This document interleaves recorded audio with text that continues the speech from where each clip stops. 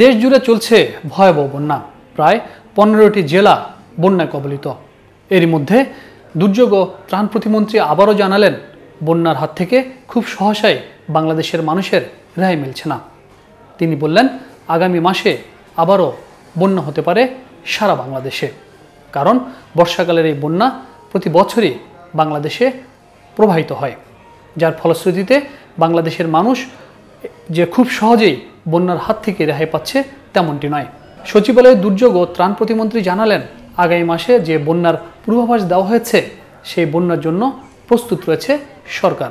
কিন্তু টানা এক মাসে সিলেটে প্রায় 3টি বন্যায় নাজেহাল সিলেটের প্রায় কয়েক লাখ মানুষ।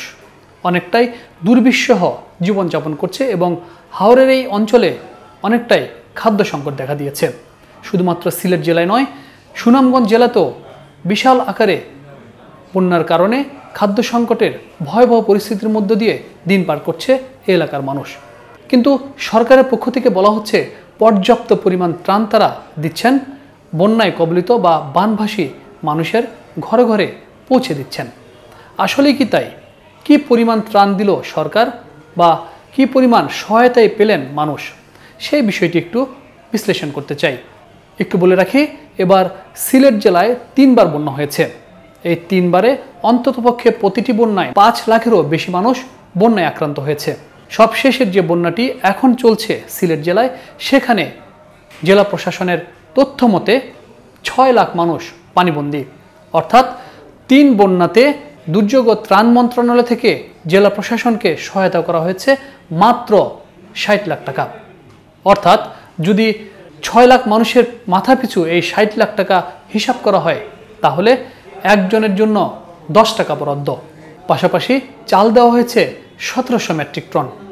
অর্থাৎ 6 লাখ মানুষের পেছনে 1700 মেট্রিক টন চাল খরচ করেছে। এই চাল 6 লাখ মানুষকে যদি ভাগ করে দেওয়া হয়, তাহলে 1 কেজি করেও চাল কিন্তু পাচ্ছে না জনপ্রতি। এছাড়া শুকনা খাবার দেওয়া হয়েছে সিলেট জেলায়। ত্রাণ ও দুর্যোগ মন্ত্রণালয় যেটি জানিয়েছে, 14,000 প্যাকেট। এই 14,000 প্যাকেট শুকনো খাবার দিয়ে 6 লাখ মানুষকে কিভাবে তার যে খাদ্য সংকট সেটি মোকাবেলা করা সম্ভব, আসলে সেটি আমরা বুঝতে পারছি না।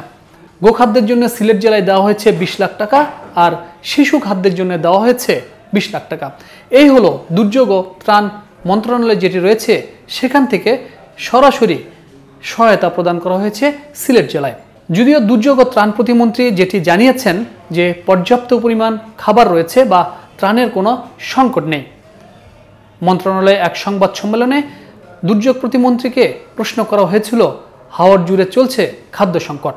তিনি যেটি বলেছেন, সাংবাদিকরা যে তথ্য দিচ্ছেন সেই তথ্যটি ঠিক নয়। আপনার কথা সঠিক না। যার যেখানে দরকার এখানে জেলা প্রশাসন কাজ করতেছে, ইউনো কাজ করতেছে, ও আমাদের দলীয় লোকজন কাজ করতেছে। গণমাধ্যমের উপর ভিত্তিতে করে তো আমরা রাষ্ট্র চালাই না, রাষ্ট্র চালাই সরকারের নিজস্ব পরিকল্পনা অনুযায়ী। সুতরাং গণমাধ্যম তো নিউজ দিবে, সেই নিউজ অবশ্যই আমরা মূল্যায়ন করে দেখব। কিন্তু আমরা কাজ করি লোকাল ইউনো, এটা কিন্তু জেনারেল বরাদ্দ। এছাড়া বিভিন্ন এমপিদের নামে এলাকা ভিত্তিক মানে দুর্গত এলাকা যে বিশেষ করে স্পেশাল বেশি খারাপ যেখানে, সেখানেও কিন্তু আমরা আলাদাভাবে যার যার প্রয়োজন অনুযায়ী, ডিমান্ড অনুযায়ী আমরা ব্যবস্থা নিয়েছি। অর্থাৎ তার হিসেবে পর্যাপ্ত পরিমাণ খাদ্য মজুদ রয়েছে এবং ত্রাণও দেওয়া হচ্ছে যথেষ্ট।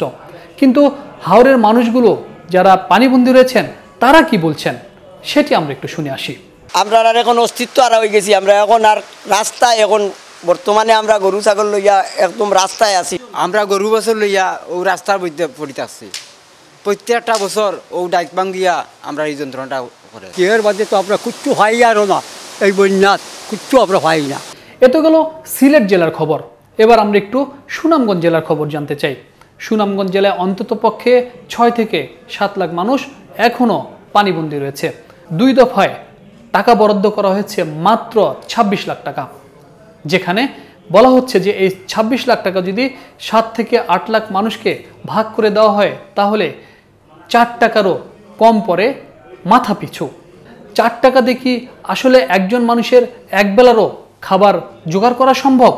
কিন্তু দুর্যোগ প্রতিমন্ত্রী বারবারই বলছেন পর্যাপ্ত পরিমাণ ত্রাণ দেওয়া হয়েছে। পাশাপাশি চাল দেওয়া হয়েছে সুনামগঞ্জে 1334 মেট্রিক টন। এই 1334 মেট্রিক টন চাল দিয়ে প্রায় 6 থেকে 7 লাখ মানুষ কি তাদের খাদ্য সংকট মোকাবেলা করতে পারবে, বা সেটিও কি করা সম্ভব?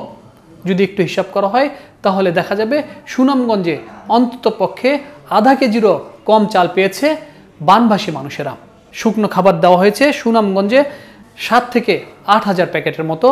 গোখাদ্য দেওয়া হয়েছে 10 লাখ টাকার, শিশু খাদ্য দেওয়া হয়েছে 10 লাখ টাকার। অর্থাৎ সুনামগঞ্জে যে টাকাটি দেওয়া হয়েছে সেই টাকাও পর্যাপ্ত নয়। দুর্যোগ ত্রাণমন্ত্রী জানিয়েছেন শুধুমাত্র যে মন্ত্রণালয় থেকে টাকা দেওয়া হচ্ছে সেটিও না। তিনি যেটি বলছেন, বিভিন্নভাবে এলাকার যারা জনপ্রতিনিধি রয়েছেন, সংসদ সদস্য রয়েছেন, তারাও নানাভাবে বন্যা কবলিত মানুষকে খাদ্য সহায়তা দিচ্ছেন। কিন্তু সেই সহায়তা কি বানভাসী মানুষদের জন্য যথেষ্ট? আমরা বিভিন্ন এলাকায় ঘুরে দেখেছি এবং বিভিন্ন এলাকায় তথ্য নিয়ে জেনেছি যে তারা পর্যাপ্ত পরিমাণ সহায়তা এখন পর্যন্ত পাচ্ছেন না। আমাদের তো অনেক কষ্ট হয়েছে, দেখেন না বাড়ির পানি, এরকম অবস্থায় আছি আমরা, খুব কষ্টের মধ্যে আছি এখন।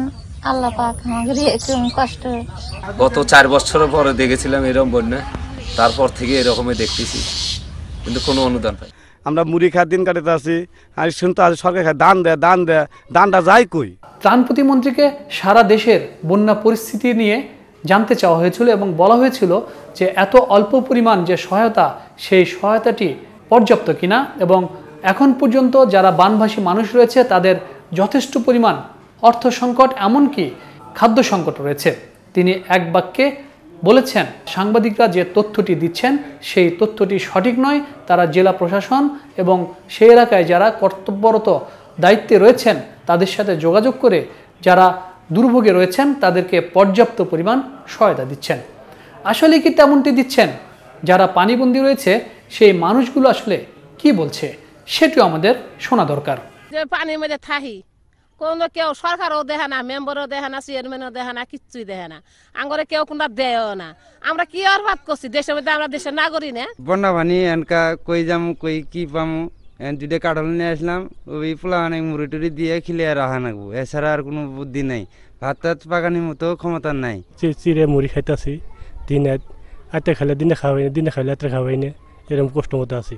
প্রতি বছর আসলে এভাবেই বন্যায় যারা ক্ষতিগ্রস্ত হয় তারা ভুক্তভোগী হয় এবং নানাভাবে তারা সহায়তার কথা বলেন এবং সহায়তা চান, কিন্তু সরকারের পক্ষ থেকে পর্যাপ্ত পরিমাণ সহায়তা তারা দিতে পারছেন না।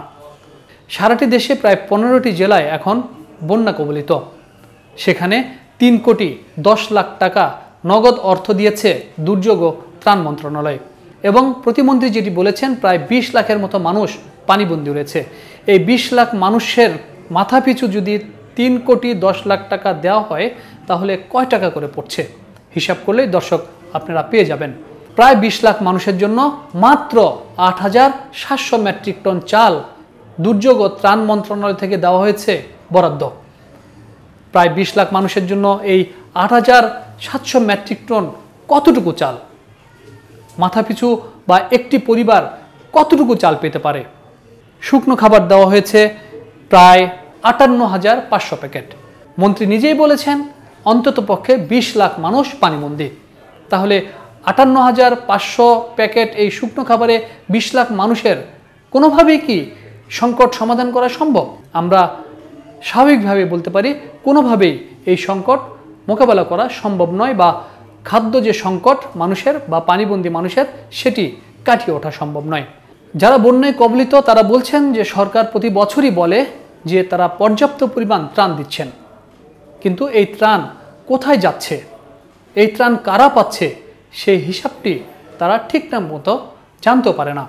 এমন নানা সংকটের মধ্যে দুর্যোগ ত্রাণ প্রতিমন্ত্রী জানালেন বন্যা থেকে খুব সহজেই রেহাই মিলছে না। আগামী মাসে আবারও বন্যা হতে পারে এবং সেই বন্যার জন্য তারা প্রস্তুত রয়েছেন। তবে সেই প্রস্তুতি কতটুকু সেটি কিন্তু দেখবার বিষয় আগামী মাসে।